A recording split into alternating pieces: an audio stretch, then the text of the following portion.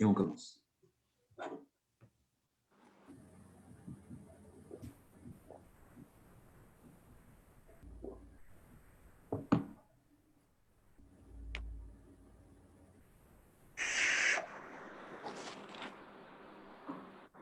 C'est parti. Vous voyez bien l'écran qui apparaît? Non. Non? Pas l'Explorer pour le moment. Et là, vous voyez? Oui. Super. OK. Alors, c'est parti. Vous savez que le thème majeur de la paracha de cette semaine, c'est les 10 plaies, les 7 plaies. Parce qu'en fait, je vous dis 10 plaies parce qu'il y a les 7 premières plaies dans le compte des 10, mais il y a 2 autres plaies qui ont précédé celle-ci. C'est les premiers signes avec lesquels Moshe Rabbeinu est allé voir Pharaon. Quand Moshe Rabbeinu a vu Pharaon, et dans la paracha déjà de la semaine dernière, Shemot,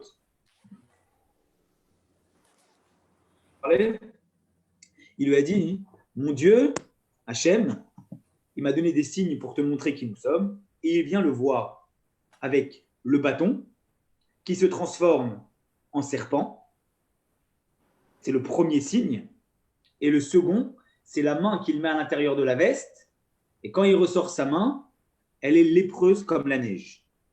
Puis s'ensuit les 9 plaies, le sang, les grenouilles, la vermine, les bêtes sauvages, etc., etc.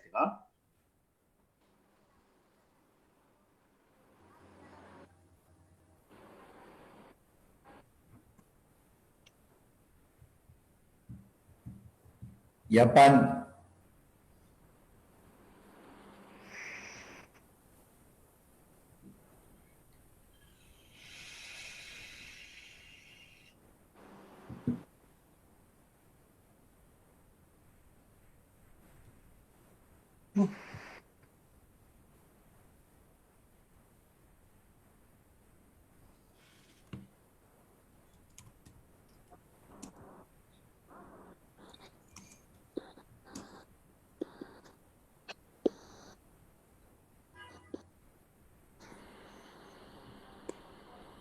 Bon, on attend qu'il y ait Ah. un problème.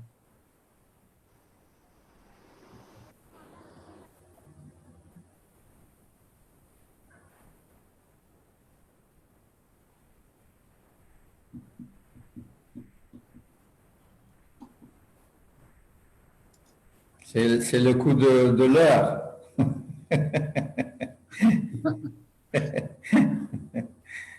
Il a disparu comme par magie. Je suis désolé, ça s'est déconnecté. On l'a remarqué.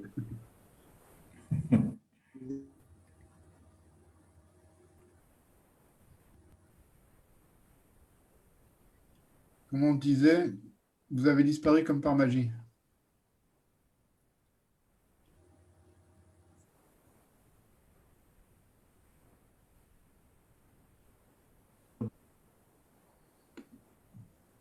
Vous êtes là?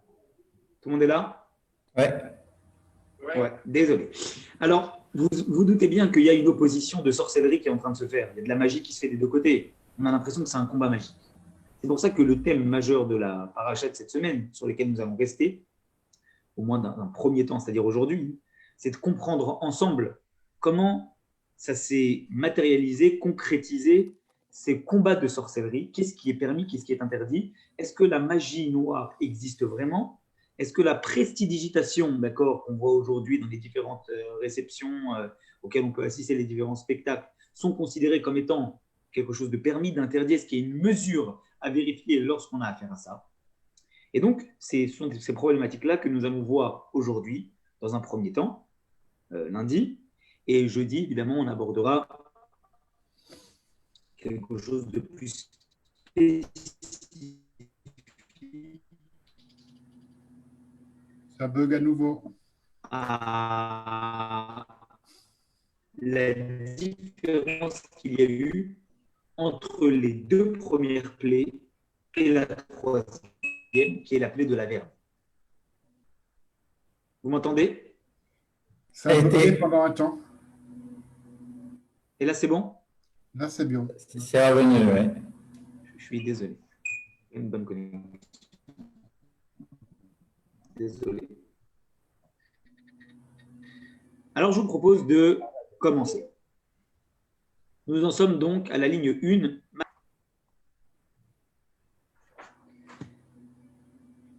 Amar Rabbi Yochanan. Rabbi Yochanan a dit Lama nikra sheman keshafim. Pourquoi les sorciers, la sorcellerie est appelée keshafim? Shema cheshim pamla yashel ma'ala, il a répondu en disant parce que lorsqu'on fait de la sorcellerie, on bloque la protection de Dieu. Autrement dit, on bloque le jugement de l'intervention divine. Parce que si on imagine que la sorcellerie fait appel aux forces du mal, et que les forces du mal, elles sont sollicitées pour faire de la sorcellerie, les forces du mal et les forces du bien ne peuvent pas en même temps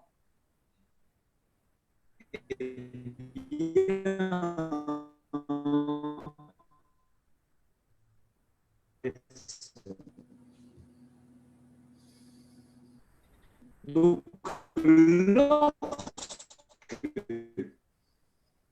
oui, Michel, c'est ça, Michel, que tu voulais dire?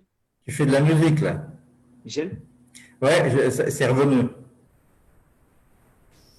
Ah, c'est désagréable. Je suis désolé, c'est vraiment désagréable.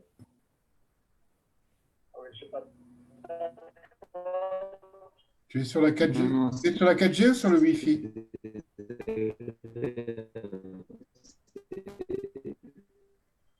Et ça part et ça revient à nouveau. Hein. Justement sur la 4G, je vais me remettre sur un autre réseau de 4G qui est peut-être meilleur parce que Ça va pas.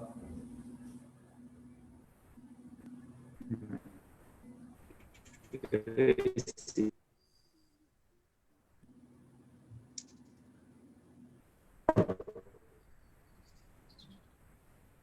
connecté sur un autre réseau encore une fois. En attendant, je parle et j'espère que vous m'entendez quand je parle. Donc, il y a les forces du mal. Tu parles au ralenti. D'une certaine donc. C'est pour ça que les sages disent, toujours pas, vous m'entendez pas. Je ne vais pas vous déranger. Recommence. Là, c'est bon. J'essaie de solliciter un nouveau réseau. Je suis sincèrement désolé de ce désagrément. C'est les aléas, c'est les aléas du Wi-Fi et de la connexion. Donc là, vous m'entendez? Oui. Très bien. Donc, à partir de là, comme ce qu'on est en train de dire, Ah, ça recommence. eh bien, mais oui, parce que je n'ai pas encore réussi à avoir la nouvelle connexion. J'essaie de solliciter un réseau.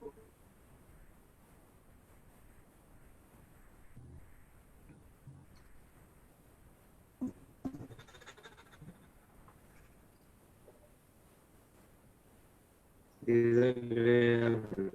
Je suis désolé.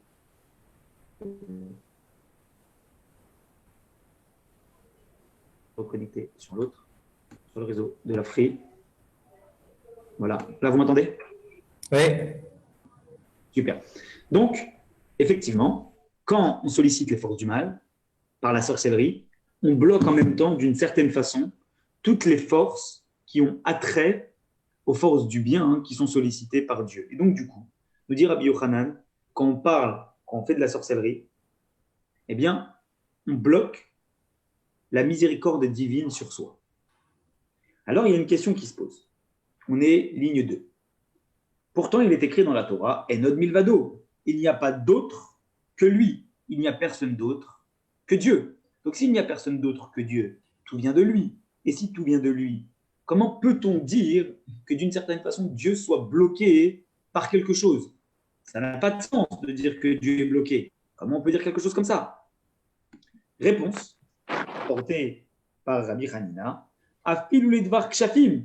Il dit, c'est-à-dire que même pour les choses qui sont de sorcellerie, il n'y a que Dieu. Et donc Dieu ne peut pas être bloqué de quelque façon que ce soit sur les sujets de sorcellerie. Et du reste, Rabbi Hanina a vécu une histoire de sorcellerie, la Gemara nous raconte, la ligne juste en dessous, la ligne 4. Aï iteta, un jour il y avait une femme, elle a voulu essayer de prendre de la terre, mis tout est carré de Rabbi Hanina en dessous des pieds de Rabbi Hanina. Amar, la Rabbi Hanina, il a compris ce qu'elle était en train de faire.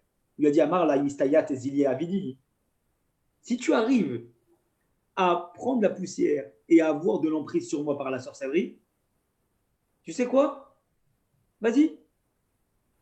Vous m'entendez? Oui, oui. Très bien. Ouais. Il lui a dit parce que Enod Milvado, il n'y a personne d'autre que Dieu. Autrement dit, moi, ta sorcellerie, elle ne me fait pas peur. Tu peux y aller, vas-y, tente, essaye. Moi, je n'ai pas peur de ça. Très étonnant. Pourquoi? Parce que le même Rabbi Hanina qui était en train de dire juste avant que la main de Dieu est bloquée par la sorcellerie, lui-même, quand une femme a voulu l'attaquer par de la sorcellerie, il lui a dit, j'ai pas peur, Enod Milvado, il n'y a que Dieu. Alors comment tu peux t'opposer dans ce que tu es en train de dire? Et Ini, comment Rabbi Yochanan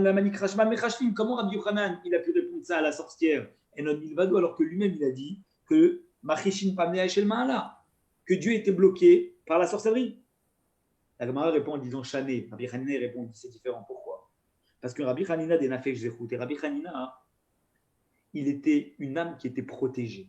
Autrement dit, pour tout à chacun, si nous on fait de la sorcellerie, alors comme on n'est pas des âmes particulières, on n'est pas des tzadikim, alors oui, la main de Dieu, la divinité, elle peut être bloquée. Mais pour Rabbi Hanina ou pour les grands tzadikim, eux, la sorcellerie n'a jamais d'emprise sur eux. Parce que leur âme, elle est tellement au-dessus qu'ils ont toujours la protection de Dieu, quel que soit le niveau qu'ils atteignent.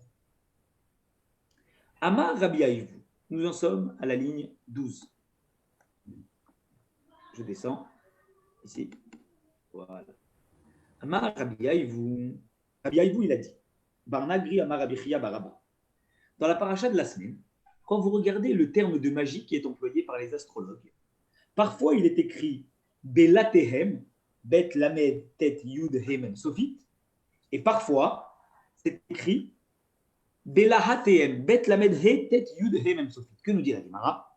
Quand c'est marqué Belatehem sans le He, Eluma Sechedim, ce ne sont pas des actes que les sorciers font eux-mêmes, mais ce sont des actes que les sorciers font par l'intermédiaire d'un démon. Autrement dit, ils appellent un shed, un démon, et c'est lui qui fait l'acte de sorcellerie. Il passe par un intermédiaire. Par contre, quand c'est marqué Bela Hatehem, avec le He et Luma Ser Shafim, ce sont des actes de sorcellerie que eux-mêmes pratiquent directement sans passer par un démon. Et du reste, d'où sait-on ça que quand c'est marqué Bela Tehem, c'est par un démon, et quand c'est marqué Bela Hatehem, c'est l'acte de sorcellerie directement. Parashat Bereshit, lorsqu'on dit que Dieu il a pris le jardin d'Éden après la faute de Adam et Ève et qu'il l'a voilé, il est écrit que Dieu a laissé le Gan Éden sur terre, mais qu'il l'a protégé, il est écrit, il l'a protégé par une épée magique qui se transformait. Si tu passes par le passage qui a été caché par Dieu pour le jardin d'Éden, il y a une épée là-bas, mais cette épée tu ne la vois pas, parce que c'est une épée magique, dit Dieu dans la parashat Bereshit. Et cette épée, c'est pas quelque chose d'autre qui est magique, c'est elle-même qui est magique. Elle n'a pas besoin de faire appel à quelqu'un d'autre pour pouvoir protéger le jardin d'Éden, c'est elle-même qui naît. De là apprend-on que quand c'est marqué Lamed Hetet, la hâte, ça fait référence à un acte de sorcellerie sans passer par un intermédiaire. La preuve, c'est que dans la parashat Bereshit, quand on parle de cette épée magique, c'est marqué Lamed Hetet, la hâte, et la sorcellerie, elle était directement pratiquée par cette épée. Cette épée elle-même avait le pouvoir de magie qui lui était conféré, au point qu'elle pouvait agir seule et qu'elle n'avait pas besoin d'un intermédiaire qui l'attrape pour pouvoir frapper celui qui passerait par ce passage. D'accord? C'est quelle référence dans Bereshit? Parashat Bereshit, chapitre 3, verset 24. chapitre 3, verset 24. Les gens, parachat Bereshit, ils s'attardent sur les jours de la création, mais ils oublient cette chose tellement impressionnante que finalement, Dieu, quand il a caché le jardin d'Éden sur terre, il lui a mis une protection pour ne pas qu'on puisse y accéder. Pourquoi? Parce que le moment n'était pas encore venu de pouvoir accéder de nouveau au jardin d'Éden. Quand Mashiach reviendra, le jardin d'Éden sera de nouveau disponible sur terre, d'autant plus que l'arbre de la connaissance se trouve toujours là-bas, et Dieu ne veut pas que cette connaissance-là elle soit accessible à n'importe qui, de n'importe quelle façon. C'est pour ça qu'il a protégé le jardin d'Éden. Amar Abaye, il a répondu des kapidamana, shed. Et la kapidamana, keshafim, ligne 16-17. Il y a autre chose qui différencie la magie faite par les démons ou la magie faite par les sorciers. Lorsque un démon fait un acte de magie, il ne peut le faire qu'avec un ustensile prédéterminé. Il ne peut pas lui-même agir en faisant de la magie, mais il est obligé de passer par quoi? Il est obligé de passer par un outil pour faire de la magie. C'est par exemple le cas d'une baguette magique. Celui qui devait passer par une baguette magique pour pouvoir faire de la magie, ce n'est pas lui-même qui faisait de la magie. C'est l'objet qu'il avait dans la main qui donnait la possibilité de pouvoir faire des incantations et à ce moment-là de transformer les choses. Et donc, ça veut donc dire qu'il ne fait pas lui-même la magie, mais il invoque un démon, un shed, et c'est le démon qui fait la magie. À l'inverse, si la personne est en mesure de prononcer elle-même des incantations sans objet, ou sans objet prédéterminé, avec n'importe quel objet, et de faire un acte de magie, comme par exemple transformer avec son doigt quelque chose, sans passer par un objet, là c'est ce qu'on appelle un vrai sorcier. Et vous voyez, ces choses-là, c'est la Torah qui le dit. Ce qui nous montre bien à quel point ces choses-là existaient. Aujourd'hui, on a du mal à se rendre compte comment ça se passe, est-ce que ça existe ou pas, mais ce sont des choses qui existaient, aussi bien les sorciers que l'appel de démons, la sorcellerie, etc., etc. Alors même si Maïmonide, dans son Sefer, dans son livre du Yad HaChazaka, il dit que la sorcellerie n'a jamais existé, mais que le problème de la sorcellerie, c'est qu'il y avait des gens qui faisaient croire au peuple qui faisaient de la sorcellerie pour pouvoir les inciter à faire de la avodah zara, à faire de l'idolâtrie. Une grande majorité des sages s'opposaient à ce que disait Maïmonide, le Ramban Nachmanide, ainsi que beaucoup d'autres sages, eh bien, ils ont mentionné ce qu'on appelle Ilchot Kishouf, les lois de la sorcellerie, parce que pour eux, c'était une réalité. La question, c'est est-ce que ça existe encore aujourd'hui, est-ce que ça n'existe pas encore aujourd'hui? À l'époque, ça existait, d'après la Rov, la majorité des sages de l'époque.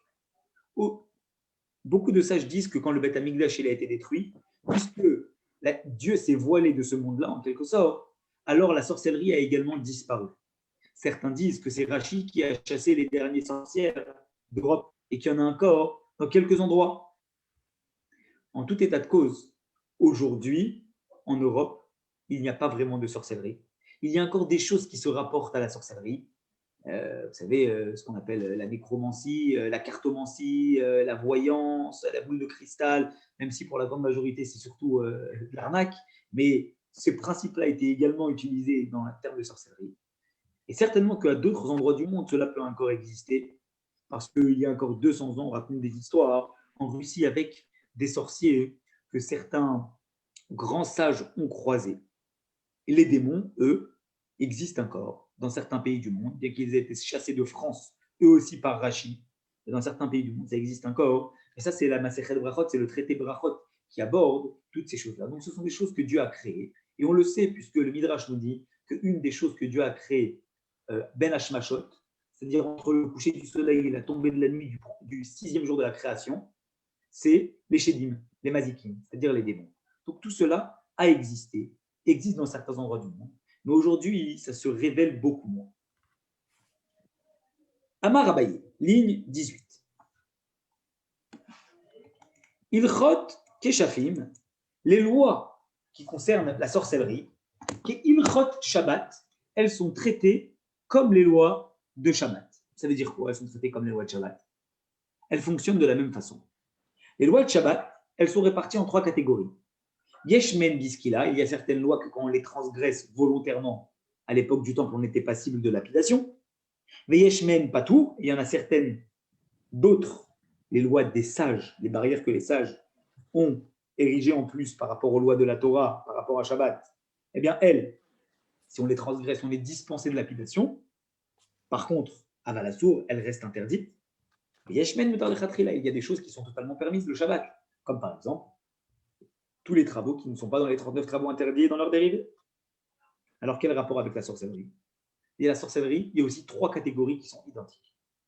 Aose Maase Biskila, celui qui fait de la sorcellerie, un sorcier, Biskila, il est Chayav Skila, il est passible de lapidation, d'après la Torah. Aochez et Enaïm, celui qui fait de la prestidigitation, regardez, fort, Patour, il est exempté de lapidation. Aval Assour, mais cela reste interdit. Alors vous allez me dire, ouais, mais aujourd'hui, dans toutes les fêtes religieuses, on invite des magiciens qui font des actes de magie. Alors comment ça marche? Si le prestidigitateur, il est soumis justement à certaines lois, il ne peut pas faire à Chizat Enaïm, des tours où il fait croire, alors ça ne marche pas, comment on fait? Sachez qu'aujourd'hui, il y a encore beaucoup de sages qui interdisent, beaucoup de poskim, de décisionnaires, qui interdisent la prestidigitation dans leurs fêtes. À Bnei Brak, à Jérusalem, il y en a qui disent non. Pourquoi? Parce qu'ils se basent sur ce que la Gemara dit ici, que la prestidigitation est interdite. D'un autre côté, il y a l'émissaire du rabbi à Kiryat Arba, à côté de Hebron, qui s'appelle Victor Atia, qui lui-même est un magicien. Et à l'époque, il était magicien avant de devenir Chabad. Et par la suite, il est devenu. Il y a une lettre du rabbi qui était assez connue, dont il m'a fait part. Je l'ai eu au téléphone hier et j'ai parlé avec lui. Et il m'a dit qu'il y a une lettre du rabbi que le rabbi a envoyée à quelqu'un qui lui a posé la question sur la prestidigitation, justement, pour comprendre dans quelle mesure c'est permis, c'est interdit, en se rapportant à ce que la Gemara Sanhedrin dit ici. Et il lui a répondu que dans cette lettre que le rabbi a écrite en 5718, c'est-à-dire en 1958, le rabbi a dit que le problème de la prestidigitation, dans le sens que la Gemara veut nous donner ici, c'est quand il y a des gens qui assistent au spectacle et qui pensent que le magicien qui est en face d'eux, il est en train de transformer la nature de certaines choses. Les adultes, en général, quand ils assistent à un spectacle, ils savent très bien que c'est du passe-passe, que c'est un tour de... Oui, c'est un acte, c'est illusoire, c'est de l'illusion qu'il est en train de faire et qui capte l'attention du public sur une chose et que par derrière, il fait autre chose. La Gemara, quand elle parle de prestidigitation, ce n'est pas du tout dans ce sens-là. C'est dans le sens où les gens qui assistent, ils pensent vraiment que la personne qui est en face d'eux est en train de faire de la sorcellerie. Bien qu'elle ne fasse pas réellement de la sorcellerie, elle fait juste du passe-passe. Mais elle leur fait croire que c'est qu'il change la nature de certaines choses, qu'elle transforme un chameau en bague ou un manteau en fleurs, etc. C'est pour ça que le rabbi répond dans cette lettre que si on fait venir des gens à une fête où il y a un magicien, aujourd'hui, eh bien, il faut que le magicien annonce de certaines choses et que, eh bien, au final, il invite les gens à essayer de comprendre le tour, mais que les gens soient bien conscients que ce sont des tours. Alors, les adultes qui assistent à ce type de spectacle, ils savent très bien que ce sont des tours, c'est du passe-passe et que c'est de l'illusion. Le problème, il se pose pour les enfants. C'est pour ça que lui, en tout cas, ce magicien Victor,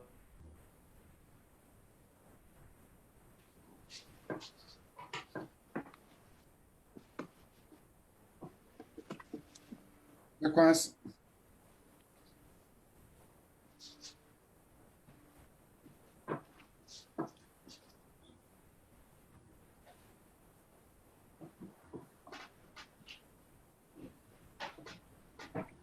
Pimpon, pimpon, pimpon.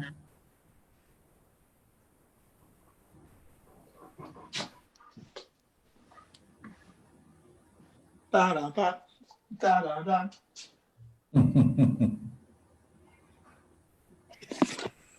n'y a pas une bonne communication aujourd'hui. ouais, je suis vraiment, vraiment désolé. Je suis dans un autre endroit, je n'ai pas eu le choix. Et c'est pour ça. Alors, je remets la page. Donc, finalement, il est en train de dire, vous m'entendez, c'est bon là, vous m'entendez de nouveau? C'est bon? Oui, c'est Donc, bon. il est en train, il leur dit très clairement, et vous, c'est votre rôle en tant qu'adulte, de préciser aux enfants que ce n'est pas la réalité, c'est juste un leurre. Donc, dans le sens de la Gemara, ce qui est interdit, c'est la précipitation où on fait croire à la personne qui est en face qu'on change la nature de certaines choses. Comme Shabbat, où il y a des choses qui sont dispensées de lapidation et qui sont malgré tout interdites. Troisième catégorie, dont on parle ici, Mutar lechatchila, c'est quoi ce qui est permis? Eh bien, Kid Rav Hanina et Rabbi Oshaya, c'est ce que faisait Rabbi Hanina et Rabbi Oshaya, ligne 22. Kol ma'ale shabta, chaque veille de Shabbat, avu aske beilchot yetzira. Il regardait des noms sacrés dans le Sefer Yetzira. Le livre de Yetzira, veut dire le livre de la création. C'est le livre qui a été écrit par Avraham Avinu.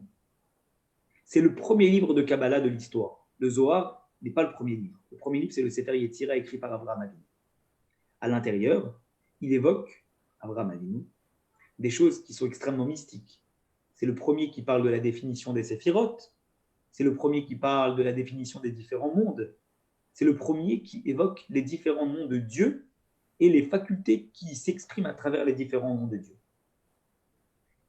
Derrière ce livre-là, aujourd'hui, si on le lit, on va avoir extrêmement mal à le comprendre parce qu'il y a plein de choses qui sont très, très mystiques. Mais ces grands sages-là, quand ils lisaient ce livre-là, ils arrivaient à percevoir des secrets évoqués par Abraham Avinu, entre autres les noms de Dieu qui permettaient de pouvoir faire des miracles. Lorsque les tzadikim font des miracles aujourd'hui, c'est par l'intermédiaire des noms de Dieu qui sont évoqués dans le Sefer Yetzira. Ce n'est pas de la sorcellerie, ils ne font pas appel à de la magie noire, aux forces du mal ou à des démons. Cette chose-là, lorsqu'elle est maîtrisée, alors à ce moment, comme par ces grands sages ou par même des tzadikim qui sont contemporains, ce sont des choses qui sont totalement permises. Pourquoi?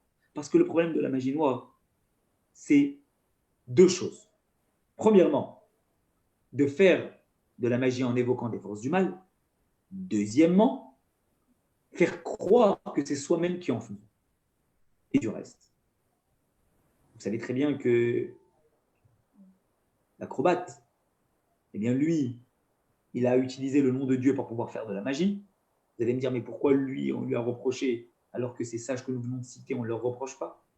Eh bien, tout simplement parce que lui, il a fait deux choses mauvaises en prenant le nom de Dieu. La première, c'est qu'il a transgressé le jour de Yom Kippour en écrivant le nom de Dieu sacré sur sa semelle lorsque le grand prêtre le prononçait le jour de Yom Kippour. Donc, il a écrit le jour de Yom Kippour. Deuxièmement, il ne disait pas que c'était en utilisant les noms divins qu'il le faisait. Il faisait croire que c'était lui-même qui faisait les miracles. Donc, du coup, les deux problèmes ils sont là. Donc, qu'un tzaddik, il utilise les noms sacrés de Dieu pour faire des miracles, il maîtrise aussi cette chose-là. Il sait quand est-ce qu'il faut le faire, quand est-ce qu'il ne faut pas le faire. D'après la Torah, c'est permis. Le problème, il est quand on fait croire que c'est soi-même qui en faisons, ou lorsque on va chercher les forces du mal, comme les sorciers le faisaient, ou les démons pour pouvoir faire ce type de magie. En tout cas, ces tzadikim que nous citons, eux, quand ils faisaient ce type de magie, eh bien, ils faisaient apparaître par les noms de Dieu, eh bien, une petite génisse de 3 ans, comme ça, ils avaient de quoi manger le Shabbat. Donc, ils utilisaient quelque chose, et ça, c'est permis d'après la Torah, il n'y a pas de problème. C'est pour ça que les tzadikim, ce qu'ils font, on n'appelle pas ça de la magie noire, ni de la sorcellerie. Mais pourquoi ils faisaient ça le Shabbat? Non, veille de Shabbat. Erev Shabbat, pour Pourquoi? avoir de la bonne viande, ils faisaient apparaître une génisse. Ah oui? Ouais, c'est ce qu'on a dit. Ils utilisaient le Sefer Yetzira, ils étaient extrêmement pauvres, ils n'avaient pas de quoi se nourrir. Alors, comme ils n'avaient pas de quoi se nourrir, vraiment, ils faisaient apparaître par le Sefer Yetzira une génisse de 3 ans. Et cette génisse-là, eh bien, il a mangé. Alors, attention, je précise quelque chose et vous allez comprendre. Il ne faisait pas naître cette génisse, puisque le seul être qui est capable de créer, c'est Akadosh Baruch Hu, l'être, entre guillemets. Il n'y a que Dieu qui peut créer quelque chose. Les autres ne sont pas en mesure de créer. On n'appelle pas ça une création. D'accord? C'est une apparition. Mais ça, on va le voir tout de suite après, vous allez comprendre qu'est-ce qu'ils font. En fait, ils ouvrent un passage où ils font apparaître un animal qui se trouvait dans un autre endroit. Vous comprenez? Peut-être un animal qui n'appartenait à personne, qui était dans un champ qui n'appartenait à personne. Il ouvre un passage pour qu'il apparaisse ici. Mais ce n'est pas qu'il le crée. Parce que la création en soi n'est donnée que dans les mains de Dieu. Et même un sage qui fait un miracle ne peut pas créer, il peut faire apparaître. Ce n'est pas la même chose. Mais il faut quand même qu'il fasse la shrita et compagnie. Ah, évidemment, Michel. Ça, une fois qu'il avait la bête, Attends, la bête, elle apparaissait pas avec la sauce 3 étoiles servie dans le plat. Après, il faisait la shrita, il faisait tout ce qu'il fallait. Mais il faisait apparaître. Amar Ravashi, il a dit un jour, j'ai vu le père de Karna, c'était une personne connue de l'époque. Les chats d'écrire des shireh menichere, lui, il avait une bague, et il faisait apparaître avec cette bague un manteau. Donc lui, puisqu'il utilisait un objet, maintenant qu'on l'a déjà vu, il faisait appel à un démon ou il faisait lui-même de la magie? Alors, puisque lui, il utilisait un objet, on l'a vu, quand on utilise un objet, ce n'est pas soi-même qui faisons de la magie, c'est faire appel à un démon. Donc c'était par cette bague, il faisait appel à un démon qui faisait lui-même de la magie. On revient par rapport à la paracha de la semaine, ligne 29. Vayomru achartunim. Les astrologues de Pharaon ont dit, El Paro à Pharaon, Etzba Elohim hi, ça c'est le doigt de Dieu, c'est la main de Dieu. Quand est-ce qu'ils ont dit ça? Lorsque Moshe Rabbeinu a envoyé la troisième plaie. Donc, le sang d'Am Tzfardé Akinim, le sang, les grenouilles et les poux. Lorsque les poux sont apparus, ils ont dit Etzba Elohim hi, ça c'est la main de Dieu. Pourquoi ils ne l'ont pas dit avant? Parce qu'avant, ils n'ont pas réussi à le faire. Ils n'ont pas réussi à reproduire l'acte. Avant, ils ont réussi à reproduire l'acte. Ils ont fait apparaître un serpent, ils ont transformé leurs mains en lépreuses comme la neige. Ils ont réussi à faire apparaître du sang, de l'eau. Ils ont réussi à faire apparaître des grenouilles. Et ça, ils n'ont pas réussi. Et ils ont dit, c'est la main de Dieu. Là, jusqu'à maintenant, c'était peut-être de la sorcellerie que Moshe Rabbeinu faisait. Maintenant, on a la preuve que c'est la main de Dieu. Ah bon? Sur quoi ça se base? Pourquoi ça, ils n'ont pas réussi à le faire?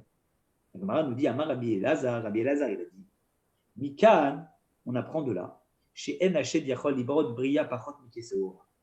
On apprend de là qu'un shed, un démon, n'est pas capable de faire apparaître quelque chose qui est inférieur en ordre de grandeur à la taille d'un grain d'orge. Autant on peut solliciter un démon pour faire apparaître du sang, un serpent, des grenouilles, parce que c'est supérieur à la taille d'un grain d'orge. Autant puisque le pouls est inférieur à la taille d'un grain d'orge, le démon n'en a pas la possibilité. Pourquoi? Pourquoi le démon n'est pas capable de faire ça? Rav Papa, il a dit, ligne 31, à Elohim, lorsqu'il est écrit Dieu, il faut savoir que quel rapport avec la taille d'un grain d'orge? Rav Papa, il a dit même quelque chose qui a la taille d'un chameau, ils ne peuvent pas créer. La création, dans le sens des démons, n'existe pas. Ni ils peuvent créer quelque chose qui est supérieur à la taille d'un grain d'orge, ni ils peuvent créer quelque chose qui fait la taille d'un chameau. Alors, c'est quoi la différence?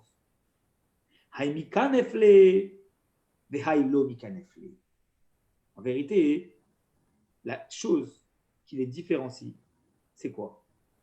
C'est qu'il y en a qui peuvent faire apparaître et il y en a qui ne peuvent pas faire apparaître. Créer, ils ne peuvent pas, les démons. Apparaître, ils peuvent faire apparaître. Pourquoi? Pourquoi ils pourraient faire apparaître un chameau, mais ils ne peuvent pas faire apparaître, eh bien, un pou? Parce que comme je vous l'ai dit tout à l'heure, les démons, quand on fait de la magie, ou même quand on utilise le nom de Dieu, quand on est un être, je dirais, matériel autre que Dieu, on ne peut pas créer, on peut faire apparaître. D'où d'un endroit qui est très éloigné. Donc, par exemple, s'ils veulent faire apparaître un chameau, ils vont chercher un chameau qui est très loin et ils le font apparaître. Mais le pou, le problème du pou, c'est quoi? C'est que comme ils n'arrivent même pas à le voir, ils ne peuvent pas le faire apparaître. Ils ne peuvent pas lui ouvrir un passage au pou pour qu'il apparaisse. Donc, du coup, à chaque fois que c'est la taille d'un grain d'orge, c'est trop petit pour eux pour pouvoir faire apparaître. Et c'est ce qu'on disait tout à l'heure par rapport aux tzadikim. Ils ne sont pas en train de créer. Ils n'ont pas créé la génisse. Ils l'ont juste fait apparaître. Mais eux, ils n'ont pas de problème de le dire. Ils n'ont pas dit qu'ils créent. Parce que c'est très bien que le seul créateur, c'est Akadosh Baruch Hu.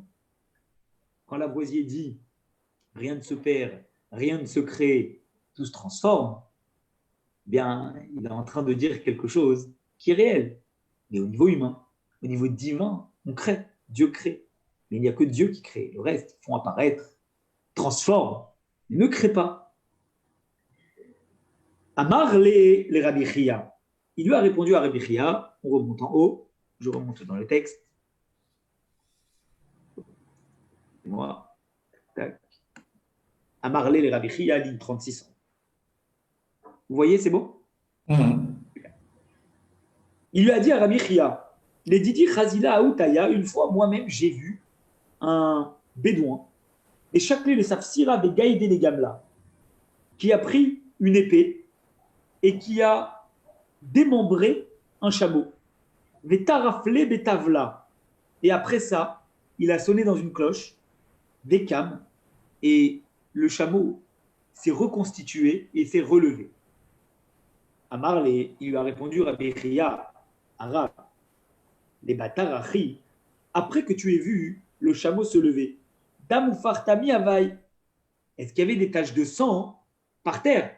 Si le chameau il a été démembré, ça aurait voulu dire que malgré tout, naturellement parlant, il y a quand même du sang qui serait resté par terre. Et là, il y a Chizatenaïm Ava. Puisque tu n'as pas vu de sang, c'est juste un tour de passe-passe qui t'a fait. Il ne t'a pas réellement démembré le chameau. Il t'a fait croire qu'il y avait un chameau qui était démembré, tu l'as vu le couper, il a réussi à te faire disparaître en attirant ton œil, et le chameau, tu l'as revu apparaître. Mais si vraiment il avait réussi à démembrer le chameau et à lui redonner vie, alors à ce moment-là, tu aurais vu du sang quand même par terre. Et le fait que tu n'aies pas vu de sang, c'est parce que, premièrement, eh bien, le bédouin, en faisant de la magie, n'est pas capable de faire de la vraie magie, parce qu'il n'y a que Dieu qui peut enlever la vie et la redonner. Deuxièmement, il t'a fait du passe-passe parce que tu n'as pas vu de sang. Si tu n'as pas vu de sang, c'est qu'automatiquement, eh bien, c'était juste une histoire où il t'a fait croire quelque chose, mais ce n'était pas la même. Zéhiri Ikla. On parle de Zéhiri. Zéhiri, c'était le nom d'un sage. Ligne 42. Un jour, Zéhiri, il a été invité les Alexandria chez Mitzrayim, à Alexandrie, en Égypte.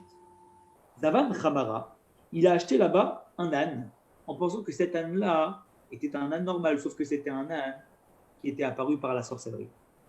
Kimat Maya, quand il a voulu, lorsqu'il a pris cet âne, il a voulu l'abreuver proche d'un fleuve, Pachar, eh bien cet âne-là, des Kam Gamla de Skianita, il s'est levé, il s'est transformé en feuille de papier. Vous vous rendez compte?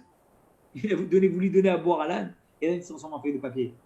Il a dit, mais c'est quoi cette arnaque? En fait, qu'est-ce qu'il faisait là-bas à Alexandrie? Il prenait des choses, il leur donnait une apparence de bête, comme ça il les vendait à un certain prix, et les gens ils partaient loin avec cet animal-là. Quand ils arrivaient chez eux, ils se rendaient compte qu'en fait il y avait un vice. C'était pas un animal, c'était juste une feuille de papier. Mais Zéhira, il n'était pas loin. Qu'est-ce qu'il a fait? Il est reparti dans le marché à Alexandrie. Il leur a dit, oh, rendez-moi mon argent. C'est une feuille de papier que vous m'avez vendue, c'est pas un âne. Là, Zéhiriat. Ils lui ont répondu, si tu n'étais pas Zéhiri, si tu n'étais pas un sage, on ne t'aurait rien vendu comme argent. Pourquoi? Parce que Miika des habits Midiacha, depuis quand une personne elle vient à Alexandrie acheter quelque chose au marché et elle ne vérifie pas si cette chose-là elle est réelle ou pas. C'était réputé à l'époque à Alexandrie. On vendait très souvent des choses qui étaient la résultante de la sorcellerie. Donc, arrêtez de vous leurrer. En deux mots, Alexandrie était déjà reconnue à l'époque comme un endroit de sorcellerie. C'est pour ça que dans la Torah, on voit l'Égypte comme étant reconnue comme un endroit tel. On continue. Yanaï Ikla. Yanaï, vous le voyez, on est ligne 50. Je descends, là vous voyez mieux. Voilà. Ligne 50. Et là, je remonte. Voilà, pardon. Yanaï Ikla, ligne 50. Eh bien, Yanaï, il a été une fois invité, Léaou ou Shpiza, dans une auberge. Amar Léou, il a dit au propriétaire de l'auberge, Ashkayamaya, donne-moi de l'eau. Karibou Chatita, ils lui ont amené de l'eau et il a bu. Raza de Kamerchashan Sheta. Yanaï, il a vu que la femme qui lui a amené de l'eau, en fait, il n'avait pas encore bu, mais une femme qui lui a amené de l'eau, elle était en train de murmurer. Il a dit, oulala, il y a une embrouille, je ne le sens pas. Chada, pour terminer, il allait dans un endroit où personne ne le voyait. Il a versé un peu de cette eau-là par terre. À vous à cramer, l'eau s'est transformée en scorpion. En fait, elle voulait le tuer. Il avait bu cette eau-là, il aurait été piqué par les scorpions. Amar Leouyana, il est allé voir cette femme-là. Il lui a dit, Anna Chataï Mididrou, Adoun Mami Chetou Mididi. Moi, j'ai bu de ton eau. Alors, bois maintenant de mon eau à moi. Ashke, qu'est-ce qu'elle a fait? Elle a bu. La sorcière. Avaï Hamara, elle s'est transformée en âne. Rechava, qu'est-ce qu'il a fait? Yanaï, il est monté sur l'âne et il a commencé à aller salik les chouka, il est allé en direction du marché. Atachaverta Pashrala, ses amis, elles ont vu tout de suite que l'âne en question, c'était leur amie sorcière. Elles ont prononcé des incantations et ils lui ont redonné l'apparence humaine à cette sorcière. Du coup, on voyait Yanaï, qui à un instant, les gens ont vu au marché Yanaï, qui était sur le dos de cette femme-là, au lieu d'être sur le dos d'un âne. Donc vous voyez encore une fois que la sorcellerie existait. On revient à la paracha de la semaine. Ligne 61. Vata'al Tzvardea, il est marqué que, pour l'appeler des grenouilles, une grenouille énorme est montée, Vatecha Seteretz Mitzrayim, mais elle a recouvert la terre d'Égypte. Amar Rabbi Elazar, il a dit, Tzvardea Achataita, en fait, c'était une seule grenouille. Ishritza, ou Mila Koleret Mitzrayim. Elle a pullulé, elle a ouvert sa bouche, et de sa bouche sont sortis un grand nombre de grenouilles qui ont empli l'Égypte. Donc à la base, ce n'était pas des grenouilles qui ont apparu. D'abord, c'était une très grande grenouille qui est apparue. Et d'elles sont sorties beaucoup de grenouilles. La Gemara, elle pose la question. Ketanae, ligne 63. Je descends, comme ça, vous voyez mieux. Ketanae, cela correspond à ce que les sages disent.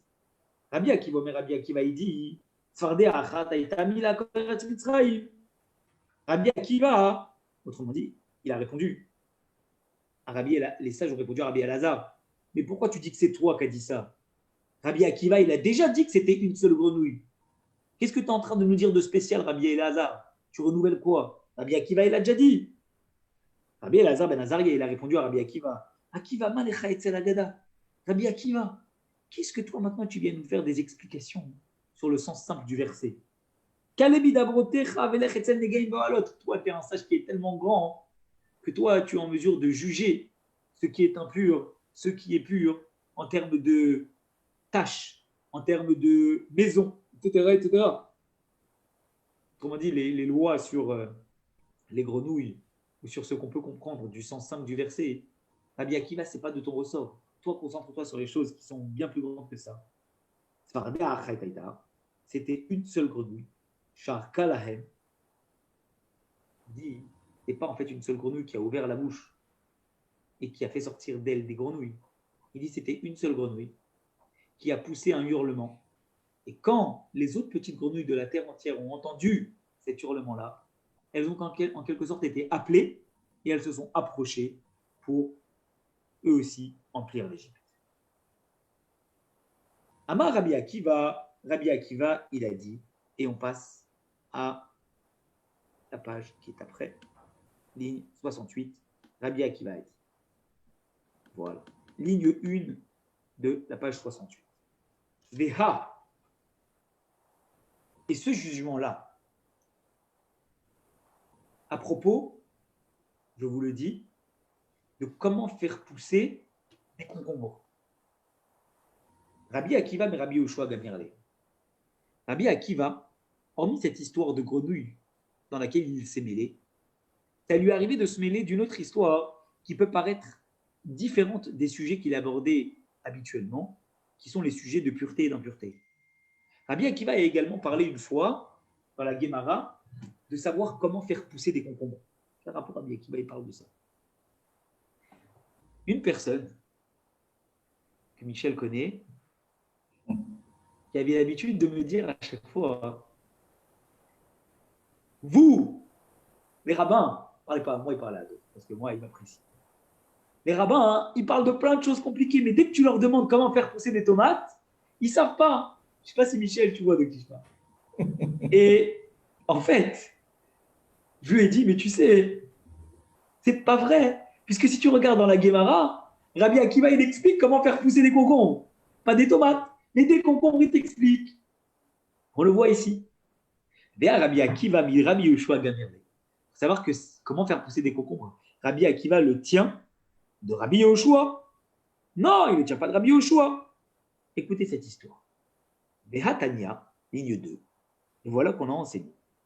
Keshechala Rabbi Eliezer, quand Rabbi Eliezer était à la fin de sa vie, Nichne sur Rabbi Akiva bechaverav levakro.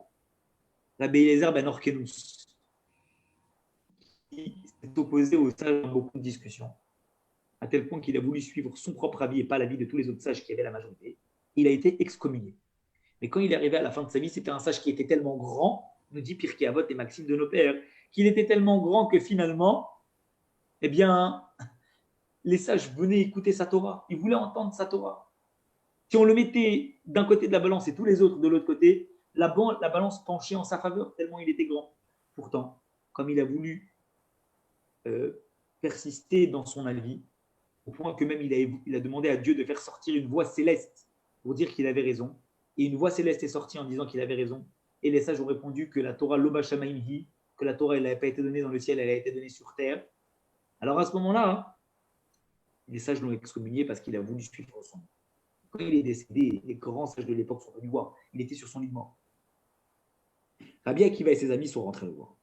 Où Yoshev, Bekinov Shelo, il était assis dans son lit. Vem Yoshvin, Betraklin Shelo, et eux, ils se sont mis en retrait dans l'antichambre. Ils ne sont pas rentrés directement dans sa chambre. Parce qu'ils ne savaient pas s'ils avaient le droit de rentrer. Qu'il allait accepter qu'il rentre. Le Oto Ayom et Rev Shabbat Aya. À ce moment-là, c'était la veille de Shabbat. C'était vendredi. Venichnas Orkanus Beno, la Chalot Tfilav. Comme c'était la veille de Shabbat, le fils de Rabbi Eliezer ben Orkanus, il est rentré pour lui plier cette filine. Shabbat approchait. On était vraiment à quelques minutes de l'entrée de Shabbat. Rabbi Akiva, en tant que Rabbi Eliezer ben Orkanus est sur le point de mourir, il va avec ses amis le voir. Ils vont le visiter. Quand ils arrivent le visiter, ils vont dans l'antichambre, ils attendent. Et Orkenus, le fils de Rabbi Eliezer, il va voir son père qui avait les tfilines sur lui. Il va pour lui enlever. Pourquoi? Parce que Shabbat va rentrer. Donc, ces grands tzadikim gardaient les tfilines toute la journée sur eux. Mais quand Shabbat rentrait, là, son fils va pour lui enlever. Pourquoi?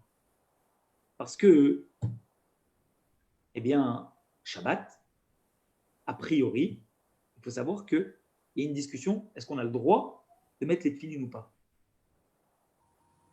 Les sages disent, on n'a pas le droit de mettre les tfilines. Pourquoi? Pas parce qu'ils sont un problème, mais parce que c'est un ornement, et on n'a pas le droit de mettre un ornement et de se balader du domaine privé au domaine public. Et si on te laisse garder les tfilines pendant Shabbat, qu'est-ce qui va se passer? Tu risques de sortir avec, et si tu sors avec, tu vas porter. Rabbi Eliezer ben Orkenus, lui, avait l'habitude de dire, face aux sages, quel rapport? C'est un ornement, c'est une couronne, une écharpe, tu la mets, des lunettes, tu les mets, un bijou, une femme, elle le met. Alors pourquoi les tfilines, tu interdirais de les mettre? Donc lui, il disait, moi, les tfilines Shabbat, je les garde. Une des raisons pour laquelle aussi il a été excommunié. Parce qu'il s'opposait à l'avis de la majorité des sages. Parce que la question n'est pas de savoir est-ce que tu as raison, est-ce que tu n'as pas raison. La question était de savoir, Dieu il t'a donné une vision humaine, et la Torah, elle a été donnée sur terre, et à partir du moment où la majorité des sages, ils ont une vision qui converge, on doit suivre cette majorité, bien que peut-être Dieu n'est pas d'accord avec ça. Bien que peut-être Dieu, il voit une logique différente. Bien que peut-être la logique céleste, elle soit différente de la logique terrestre. La preuve, c'est qu'il y a plusieurs avis. Et on dit qu'à chaque fois que les sages font pencher la balance d'un côté, c'est parce qu'ils ont une vision terrestre. Et à Mashiach, lorsque les hommes auront une vision céleste, alors à ce moment-là, on fera pencher la balance de l'autre côté. Parce qu'on pourra voir avec les yeux, entre guillemets, de Dieu. Avec les yeux célestes. Mais en l'occurrence, là, tant que tu es sur terre, tu te fies à la majorité, tu acceptes la majorité des sages. Donc tu enlèves tes tefilines. Quand son fils est venu lui plier les tefilines, qu'est-ce qu'il a fait, Rabbi Eliezer? Garbo, il lui a dit, oh, sors de là, laisse-moi mes tefilines. De quel droit tu veux m'enlever mes tefilines? Yatsa Benezifa, il est sorti. Amar Lahem, les Chaverav, il a dit aux autres rabbins qui étaient dans l'antichambre, Kimdou Meani Shidaato Shalabani Trefa. À mon avis, il a perdu la tête. Mon père, là, il a complètement perdu la tête, il me demande de lui laisser les tefilines. Daato, et Rabbi Elazar, il a répondu, hein? Tu crois que j'ai perdu la tête? Daato, mais Datimoni Trefa. Il leur a répondu, non seulement sa tête à lui, il a perdu, mais même la tête de sa maman, il l'a perdue. Et Achmanichim Issour, ce qu'il a, Beoskin Beissour Shvut.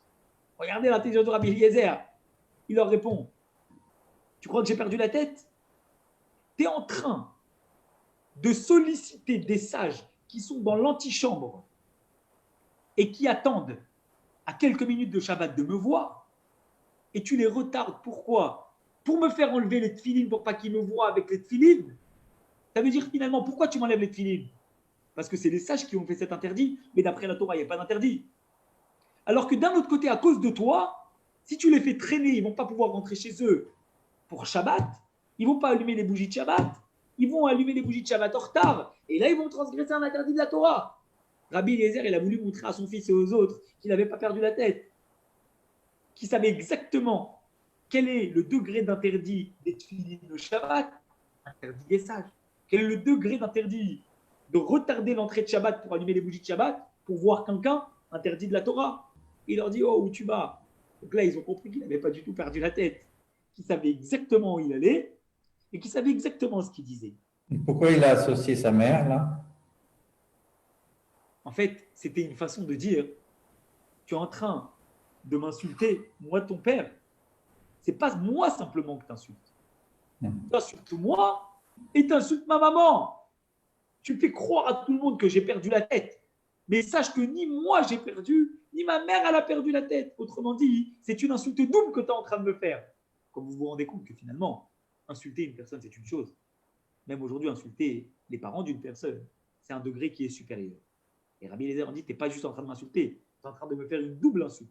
Parce que non seulement tu fais croire que j'ai perdu la tête, mais sache que non seulement je n'ai pas perdu la tête, mais que je persiste dans mon avis de penser que l'histoire des tefilines le Shabbat, ce n'est pas un problème. Alors laisse-moi mes tefilines et commence pas à m'embrouiller parce que eux, à cause de toi, tu les retardes de venir me voir et ils vont être retardés dans l'entrée de Shabbat. Vous comprenez? Donc il n'avait pas du tout perdu la tête, Rabbi Eliezer. Quand ils ont vu les sages, que son esprit était totalement droit, ils se sont approchés. Mais ils sont rentrés dans la chambre en restant loin. Pourquoi? Ils sont restés loin. Parce qu'ils n'avaient pas le droit de s'approcher. On n'a pas le droit de se rapprocher à moins de 2 mètres de quelqu'un qui est excommunié, malheureusement. Donc ils se sont rentrés dans la pièce, mais ils sont restés quand même à distance. Ils ne se sont pas rapprochés complètement. Amar Lahem, il leur a dit, Rabbi Eliezer, Lama Batem, pourquoi vous êtes venus? Amroulo, ils lui ont dit, ligne 11. Amroulo, ils lui ont dit, l'Ilmod Torah, on est venu pour apprendre de la Torah. Amar Lahem, il leur a dit, pourquoi vous n'êtes pas venus? Ça fait des années que je ne vous ai pas vu. Pourquoi vous n'êtes pas venus? Amarlo, ils lui ont dit, loyal le plein, il n'y en avait pas le temps. En fait, la raison pour laquelle ils ne sont pas venus, c'est parce qu'il était excommunié. Ils n'avaient pas le droit d'apprendre de la Torah de quelqu'un qui était excommunié. Et ils n'ont pas voulu lui dire, ils n'ont pas voulu lui faire de honte à ce grand sage. Donc ils lui ont dit juste, on n'avait pas le temps, on est désolé. Marlène, il leur a dit, Tameane, Tameani, im yamutu mitatatzman.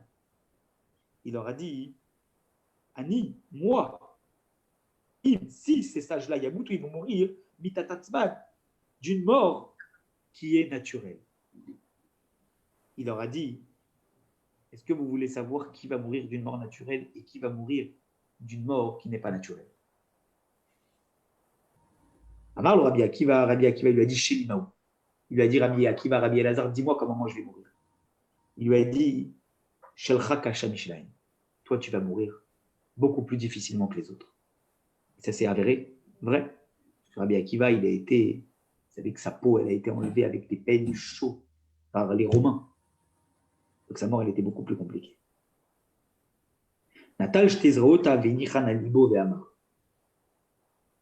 Il a pris Rabbi Eliezer, d'accord, ses 2 mains et il les a mis sur son cœur. Et Amar, il a dit,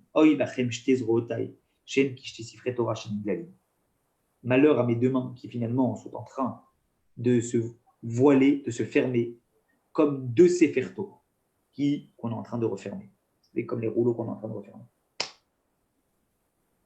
Arbe Torah lamati, Arbe Torah limati.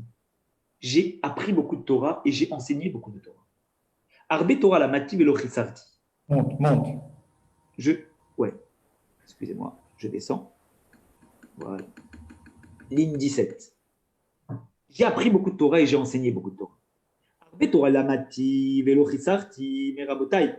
Afilu kechel ave melakek minayam. J'ai appris beaucoup de Torah et je n'ai pas manqué l'enseignement de mes sages comme un chien finalement qui essaye de boire l'eau de la mer. Mais il peut boire autant qu'il veut, il n'arrivera jamais à finir la mer. Autrement dit, j'ai appris, mais jamais je ne réussirai à faire en sorte que ma connaissance, elle soit complètement assouvie comme celle que peut être, aussi nombreuse que, et aussi grande et infinie que peut être l'eau de la mer. Arbe Torah limati. J'ai enseigné beaucoup de Torah. Et mes élèves n'ont pas pu également profiter tellement de l'étude de la Torah, parce qu'il y a encore plein de choses que je n'ai pas pu leur enseigner. C'est pour ça qu'il était malheureux. Moi seul, je n'ai pas appris assez. Et eux seuls n'ont pas appris assez. Et l'Od, pas simplement ça, dit Rabbi Eliezer. Et là, chez Ani Shoné Shloshmot à la Chod Bevayer et Taza, j'ai enseigné 300 lois par rapport aux tâches, d'accord, de lèpre, dont on ne sait pas si elles sont pures ou impures. Vélo aya Adam chez Shoalani Bem Davar Bolam, et sachez que même si j'avais ces 300 lois en moi, on ne m'a jamais questionné sur ces lois-là. C'est dommage. J'aurais pu apprendre 300 lois sur ça aux gens. On n'est pas venu me questionner. Vélo de la Shani Shoné Shloshmot Alachot. Pas simplement ça, hein. C'est que j'aurais pu les apprendre, les enseigner. Et après là, il y en a qui disent que ce n'était pas 300, c'était Shlochet à la film à la faute. C'était 3000, ligne 24. Benetiat Kishouin, à propos de faire planter les Kishouin, les concombres. Je savais comment planter les concombres. Je pouvais enseigner comment on faisait. Mais personne n'est jamais venu me questionner sur ça. Chutz me Akiva ben Yosef, à part Rabbi Akiva. Donc, on a la preuve d'ici que Rabbi Akiva, d'où il a appris comment planter les concombres, c'est de Rabbi Eliezer, et pas de Rabbi Yehoshua comme la Gemara pensait. Pas Machat, il raconte l'histoire, pas Machat une fois. Ani Vehu, moi et lui, moi et Rabbi Akiva. Mais Al-Khinaïnu Baderer, on était, je remonte, on est en haut. On marchait sur le chemin, Rabbi Eliezer et Rabbi Akiva. Amarli, eh bien, il m'a dit, Rabbi, maître, dis-moi comment on fait pour faire planter des concombres. Alors attention, la Gemara elle précise, c'est pas faire planter des concombres, c'est comment on fait apparaître dans un champ, avec de la magie, un champ de concombres. J'ai dit une seule chose, le champ il est devenu un champ de concombres. Amar Rabbi, il m'a dit, dis-moi comment on fait pour les planter. Dis-moi comment on fait pour les planter, pour les faire apparaître, et dis-moi comment on fait pour les enlever. J'ai dit une seule chose, un seul nom, et ils sont tous apparus d'un seul côté, ils ont disparu.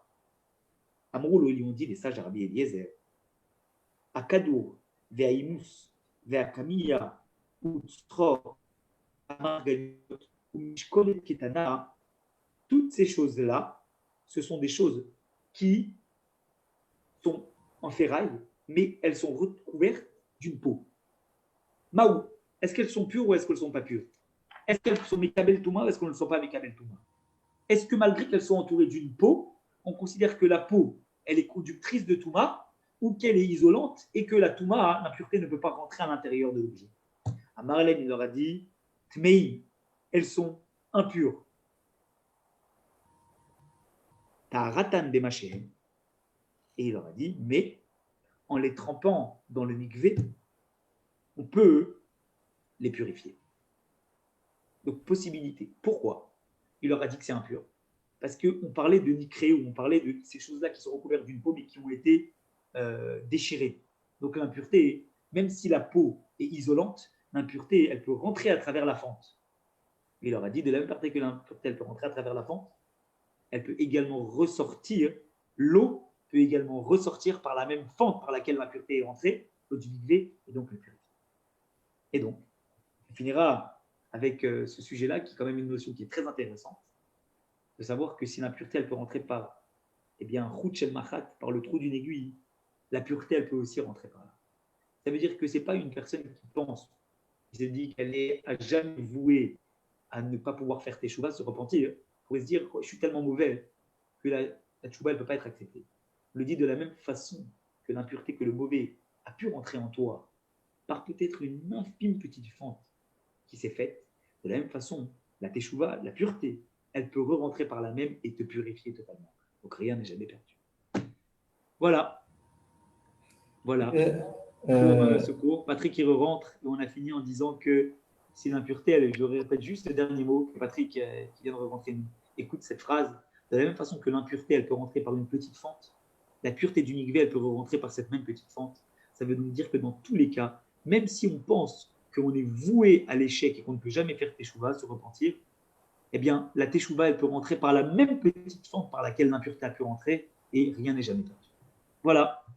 David, c'est quoi, comment le caméa, là, quel rapport avec le caméa? Mais le caméa, Michel, c'est quoi un caméa? Un caméa, c'est. Tu sais, c'est quoi un caméa? Le caméa, c'est ce qui mettait. Enfin, j'explique c'est quoi le caméa. Une caméa, c'est une. Comment on appelle ça en français? Une. Je vous explique en ces termes. Ça va me revenir. Une amulette. Voilà. Oui, c'est ça. Une caméa, c'est une amulette. C'est quoi une amulette? Comment ça se faisait à l'époque? Ça existait. Comme on a dit que les sages, ils sont protégés, on a dit au début, alors, qu'est-ce qu'ils faisaient les gens? Ils faisaient écrire à des sages des parchemins qu'ils entouraient dans de la ferraille et au-dessus, ils mettaient une peau pour recouvrir du cuir, par exemple.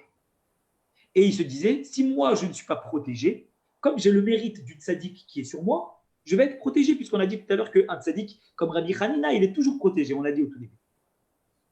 Bon, alors ils faisaient des caméras. Pourquoi on a évoqué les caméras? Parce qu'ils ont posé la question à Rabbi Eliezer avant qu'il décède. Ils ont dit, est-ce qu'une chose où il y a une petite fente par la peau, ça peut être rendu impur? La caméa, comme c'est de la ferraille recouverte par de la peau, ils ont dit, est-ce que cette caméa, s'il y a une petite fente dans la peau qui est autour, est-ce que pour autant la caméa, elle va être rendue impure? Parce que ça veut dire que la ferraille, elle va pouvoir être touchée, qui est à l'intérieur. Il leur a répondu, oui, ça peut devenir impur, puisque par cette fente, ça peut rentrer. Mais ça peut aussi être rendu pur, et le retrempe au pied. Et la margalite, le margaliote? Alors, la margalite dont on est en train de parler ici, c'est une pierre précieuse, d'accord, qui était recouverte par de la peau. Pourquoi elle était recouverte par de la peau? Eh bien, tout simplement parce que, imagine que tu as une pierre précieuse dans la poche. Les gens, à l'époque, ils ne se baladaient pas avec des pierres précieuses dans la poche. Ils la mettaient pas dans des sacs en papier, ils la mettaient dans des petits sachets en cuir pour pouvoir la protéger. On dit, imagine maintenant que cette pierre-là, ok, cette margalite, c'est le soir, alors. Il y a une fente. Et que l'impureté elle soit rentrée. Qu'est-ce que je fais de la pierre précieuse? Est-ce que je peux l'offrir au temple ou elle est impure? On te dit oui, tu peux l'offrir au temple à condition de la tremper au mikvé. Parce que de la même façon que l'impureté a pu rentrer, eh bien, elle peut aussi ressortir par le fait que tu vas la tremper. Azak, merci.